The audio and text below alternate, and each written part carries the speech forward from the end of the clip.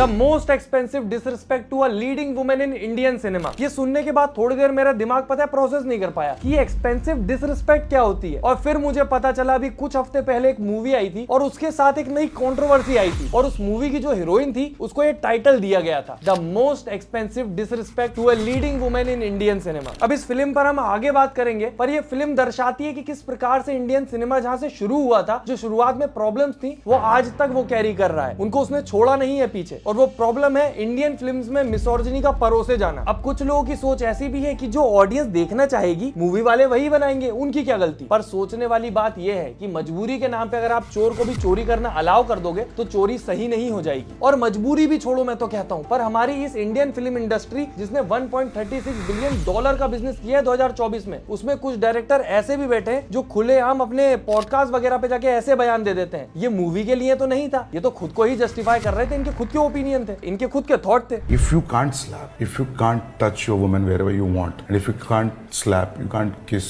you can't use cuss words, I don't see emotion there. तो emotions के नाम पर हम हमारी सारी गलत हरकतें जस्टिफाई कर देंगे। जो समाज में हो रहा है गलत, उसके खिलाफ बात करने की जगह उसको और जस्टिफाई करके सपोर्ट करेंगे कि अरे ये तो इमोशन है यार, मार दिया क्या बीवी को, इमोशंस थे, जस्टिफाइड। पर सोचने वाली बात यह है कि इसकी इस बात से मैं हैरान भी नहीं हूं, क्योंकि जो दो मूवीज इनने बनाई है जिसकी वजह से ये आसमान में है वो है कबीर सिंह और एनिमल। अब मूवी में क्या हुआ वो मुझे आपको बताने की जरूरत नहीं है, आपको पता ही होगा। अब यहाँ पे भी दो टाइप के लोग होते हैं, यार मूवी है, मूवी की तरह लो, इतनी सीरियस क्यों ले रहे हो। पर तुम्हें क्या लगता है कि सब तुम्हारी तरह है जो मूवी को मूवी की तरह लेते हो। तुम्हें पता है तेरे नाम मूवी जब आई थी लोगों ने बाल कटवा लिए थे ऐसे। तुम्हें पता है आज भी लोग वो गंदी वीडियोस कौन देखकर अपनी रियल लाइफ में वो सब करने का ट्राई करते हैं, ये बातें इग्नोर करके कि उन्हें कैसे ड्रग्स दिए जाते हैं, उन्हें फिजिकली कितना हैरेस किया जाता है। तो हर इंसान इक्वल सोच का नहीं है, और आपकी मूवी जब मास ऑडियंस, बहुत सारी ऑडियंस को टारगेट करेगी तो ऑब्वियसली चीजें उसके नेगेटिव इफेक्ट ज्यादा होंगे। अब मूवी इंडस्ट्री का काम है पैसे बनाना, वो बनाएंगे, पर एज अ जनता हम अगर उनकी गलत चीजें जस्टिफाई करने लगेंगे तो फिर तो चीजें कभी सही होने से रही। तो एटलीस्ट हम जो कर सकते हैं इनकी मिसोजिनी को कॉल आउट करना, वही करने आज मैं आया हूं। और जिन लोगों को आज भी समस्या नहीं लगती है उनको ये वीडियो भेज देना, क्योंकि उनको मैं समझाऊंगा सिंपल शब्दों में, 4 भागों में बांट के, बहुत प्यार से एकदम हलवा पूरी की तरह परोस दूंगा, फिर भी समझ ना आए।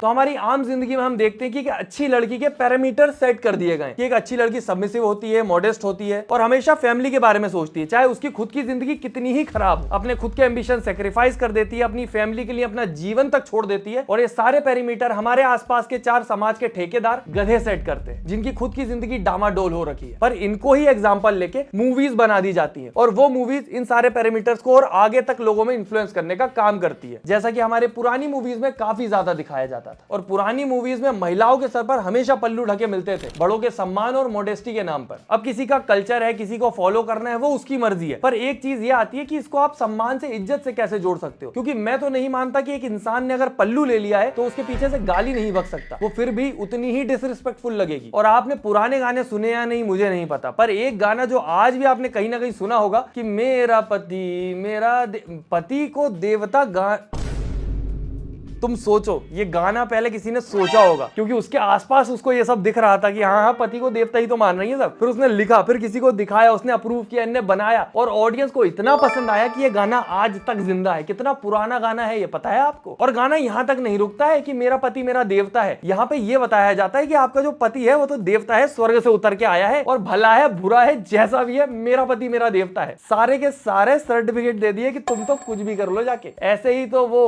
आंटी की बातें जस्टिफाई होती है कि क्या बोल रही थी वो कि चीटिंग अगर हुई है तो तुम्हारी ही गलती है, औरत की गलती होती है घर टूटने में, क्योंकि पति तो देवता है, जैसा भी है, भला है बुरा है। और ये गाना उस समय से औरतों के दिमाग में ये चीजें डाल रहा है जब अरेंज मैरिज ही ज्यादातर होती थी। मतलब तुम्हारी किसी अनजान आदमी से शादी कर दी है, पता ही नहीं है कैसा नहीं है, पर वो देवता है, करो पूजा करो। और जब ऐसे गाने लोगों के दिमाग में फीड किए जाएंगे, अब जो लड़की है उसको अगर खराब पति मिल गया, दारू पीता है, मारता पीटता, खराब चीजें करता है, वो अपने घर वालों से जाके जब बोलेगी तो बोलेंगे बेटी जैसा भी है तेरा पति तेरा देवता है, गो सर्व। और तभी हमें आज भी काफी सारे जो पब्लिक इंटरव्यू होते हैं उसमें आंटियों से ऐसी बातें सुनने को मिलती हैं कि मार दिया तो क्या हो गया, कोई बात नहीं यार, इट्स ओके। एक हीरोइन को समझ रही है अपने को, और उसको समझाने के लिए जब तक उसके 2 ना लगे तो वो सही नहीं होगी।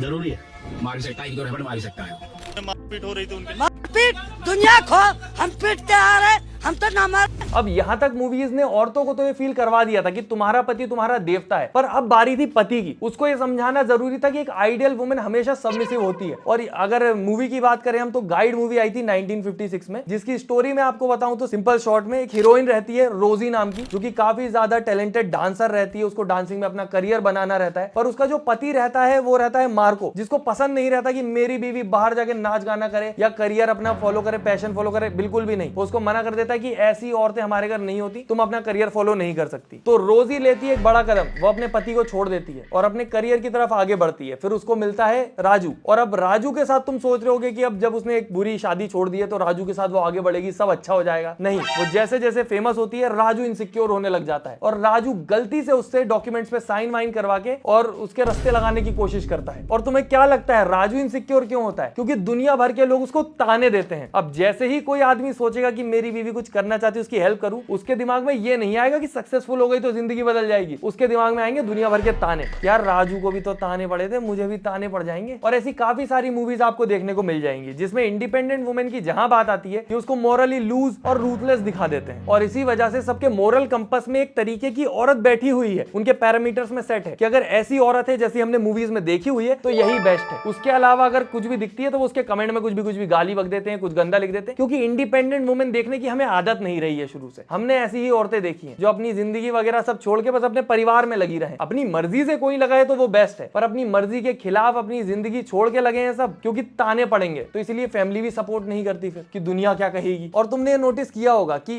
पुरानी मूवीज में ये भी दिखाया जाता था कि हीरो की बीवी है घर पे, बेचारी वो घर पे काम कर रही, कितनी अच्छी है, और यहाँ पर हीरो के ऑफिस में एक लड़की है जो उसको लाइन मार रही है, शादीशुदा आदमी को। तो फिर तो औरत का यही नजरिया है फिर कि जो लड़कियां ऑफिस जाती हैं उनके अफेयर्स चलते हैं बढ़िया। पर मैं ऐसा नहीं कह रहा कि सारी दूध की धुली है, अच्छे बुरे हम सब में होते हैं, पर जो अच्छे लोग होते हैं इन सब में वही सबसे ज्यादा पिसते हैं, क्योंकि उनको कभी मौका ही नहीं मिलता खुद को कुछ करके दिखाने का, ये खुद को प्रूव करने का। अब आप सोच रहे होगे सारी पुरानी मूवीज दिखा दी, उस समय तो सोच पुरानी थी, अभी सब प्रोग्रेसिव हो गए, दुनिया बदल चुकी है तो मूवीज में कुछ अलग हो रहा होगा। नहीं दोस्तों, दुनिया कहीं भी पहुंच जाए, मिसोर्जिनी नहीं जा सकती कहीं। आप मानो ना मानो, आपके आसपास जितने भी लोग हैं उनमें से 80% लोग मिसोर्जिनिस्ट हैं, और उनको सेटिस्फाई करने के लिए इंडियन सिनेमा हमेशा ऐसी मूवीज बनाता रहेगा और आज भी बना रहा है। और यहीं से आते हैं हमारे दूसरे पार्ट पर कि मूवीज में मोस्टली लड़कियों को ऐसा दिखाया जाता है कि ये तो लड़कों के बिना कुछ कर ही नहीं सकती, ये देखो फंस गई, अब हीरो आएगा बचाने, अरे हीरोइन को फिर किसी कोई दिक्कत हो गई, फिर आएगा हीरो बचाने। हमारे मन में चाहे कुछ भी हो, हम मूवी देखते वक्त यही सोच रहे होते हैं कि जल्दी से हीरो आ जाए, इस सिचुएशन में हीरो आएगा तभी कुछ होगा। अरे हीरो ही नहीं आया, कुछ मजा नहीं आ रहा, क्योंकि हीरोइन तो कुछ कर नहीं पाएगी, हीरोइन तो सिर्फ या तो आई कैंडी के लिए है या तो फिर हीरो के बचाने के लिए। और तुम्हें पता है मूवीज में ज्यादातर जब भी हीरोइन को इंप्रेस करने की बात आती है तो हीरो प्लानिंग में भी यही करता है कि 4 गुंडे भेजूंगा, वो उसको परेशान करेंगे, फिर मैं जाके बचा लूंगा। हीरो एक दिख रहा है, 4 गुंडे दिख रहे हैं जो उसको परेशान कर रहे हैं। आदमी ने औरत को बचाया तो बचाया किससे? 4 गुंडों से, आदमियों से। और इसके अलावा भी जो भी प्रॉब्लम्स होती है फीमेल कैरेक्टर की जिंदगी में, उसमें वो खुद डिसीजन नहीं ले सकती, कुछ सोच नहीं सकती, उसकी हेल्प आगे एक आदमी ही करेगा तभी कुछ हो पाएगा। और मूवीज से ही कहीं ना कहीं रियल लाइफ में लोगों का सोचने का तरीका बनता है। जैसे कि तुम अगर देखोगे तो थप्पड़ जो मूवी थी वो काफी ज्यादा अच्छी थी, थप्पड़ नाम था, तमाचा नाम था। यहाँ तक कि ये सब चीजें भी आज तक लोगों द्वारा इग्नोर ही की जा रही थी। पर आज हम इन सब पे बात क्यों कर रहे हैं दोस्तों? क्योंकि अब इंडियन सिनेमा 2 कदम 4 लेवल आगे बढ़ चुका है। अब इनका ऑब्जेक्टिफिकेशन बहुत ज्यादा आगे जा चुका है। ये हीरोइन को सिर्फ मूवी में लेते हैं ऑब्जेक्ट बनाने के लिए। और आज के टाइम पे जहां हम लोग इतने प्रोग्रेसिव हो चुके हैं, शायद मुझे ऐसा लगता है, वहां हमको पैडी जैसी मूवीज देखने को मिल रही हैं। और यहीं से आता है हमारा तीसरा point, objectification of women in Indian cinema. इस मूवी को RRR के बाद रामचरण की दूसरी पैन इंडिया मूवी बोला जा रहा है। इसमें क्रिकेट है, स्पोर्ट्स है और ना जाने क्या क्या है, ऑब्जेक्टिफिकेशन है, कंट्रोवर्सी है। कंट्रोवर्सी इस मूवी के ट्रेलर के बाद ही शुरू हो गई थी, क्योंकि इनका जो गाना आया था उससे ही काफी ज्यादा लोग ऑफेंड हो गए थे। यहाँ तक कि जानवी कपूर से जब बोला जा रहा था कि तुम्हारा जो गाना आया है मूवी में वो काफी ज्यादा कंट्रोवर्शियल है, लोग बोल रहे हैं आपको ऑब्जेक्टिफाई किया गया है, तो मैडम जस्टिफाई कर रही थी कि अरे नहीं नहीं ऐसा कुछ नहीं है, ये वो तुम देख लो, वीडियो देख लो। My characters are very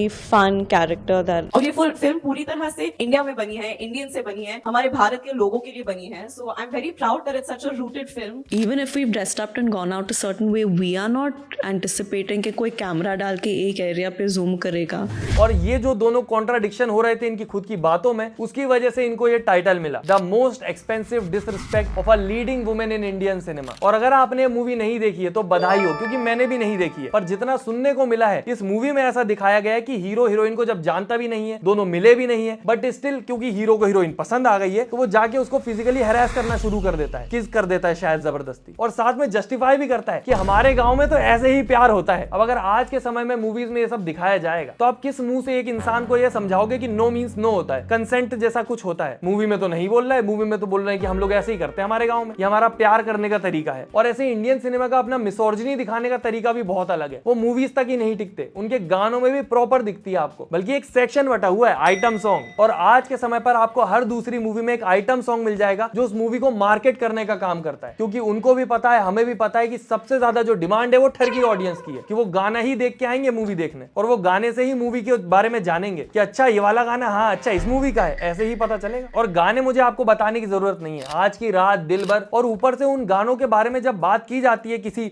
अच्छे एक्टर से तो उसकी बातें कुछ ऐसी होती हैं जो और ज्यादा सिचुएशन को सस कर देती हैं। तमन्ना भाटिया आपको पसंद है? आहा माशाल्लाह क्या दूधिया बदन है। आहा क्या बोलिएगा इन बातों पर, और क्या मतलब है इन बातों, और इतना खुलेआम आप कैसे ऐसी बातें कर सकते हैं। ये आपको एक साइड फनी लग सकता है पर दूसरे साइड ये एक सोच बताता है। और ये शुभंकर मिश्रा जो मोरल कंपास अपने हाथ में ही लेके घूमते हैं, ये सामने बैठ के हंस रहे हैं, मुस्कुरा रहे हैं, अच्छा दूधिया बदन, गोरे तो शुभंकर मिश्रा जी भी हैं, उनको भी बोल दो आपके जैसा दूधिया बदन है, अगर सिर्फ गोरेपन की बात है तो। पर नहीं, हमें ऑब्जेक्टिफाई करना सिर्फ औरतों को ही सिखाया गया है। बाकी मुद्दे तो और भी काफी सारे हैं, जैसे मूवीज में जानबूझ के छोटी एज की हीरोइन लेना बड़े हीरो के साथ, क्योंकि वो लोगों को देखना वही सब पसंद है, और भी काफी कुछ, पर उन सब पे किसी और दिन बात करेंगे दोस्तों। आज के लिए सिर्फ इतना ही, और अगर मेरे पॉइंट से आप एग्री करते हैं तो कमेंट में बताएं, और इस पूरे टॉपिक पे मैं एक और वीडियो बना सकता हूँ। ये वाली काफी लंबी हो रही है, मेरे पास लिखा हुआ और भी है, पर वो वीडियो काफी लंबी हो जाएगी, तो हम फिर उसके बारे में कभी और बात करेंगे। बाकी इस वीडियो पे टारगेट है 80,000 लाइक का, इतना कम इसीलिए दे रहा हूं क्योंकि ये सीरियस मुद्दों पे वीडियो, मुझे पता है आप में से काफी कम लोगों को पता हो, पर जो टॉपिक जरूरी है उन पे बात करना भी जरूरी है। तो कमेंट में बताएं, अगर आपको चाहते हैं तो इसका पार्ट 2 भी बना देंगे हम, ठीक है। Thank you so much, tata bye bye, good night, धन्यवाद।